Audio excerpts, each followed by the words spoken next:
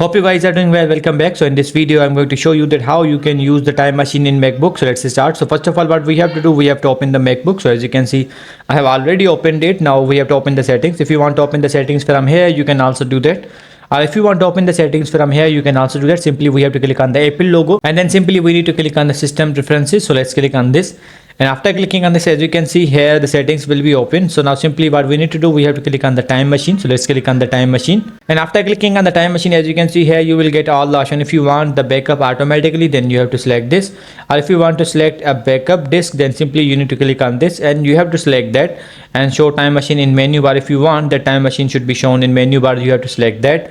And in the options section, you will be able to see some other options as well. So I'm going to cancel this one. If you want that backup should be automatically, or if you want to select a backup disk, or if you want to show this in menu bar, you can also do that. So in this way you can use the time machine. So I hope you guys understand this video, that how you can do this. So see you guys in the next video.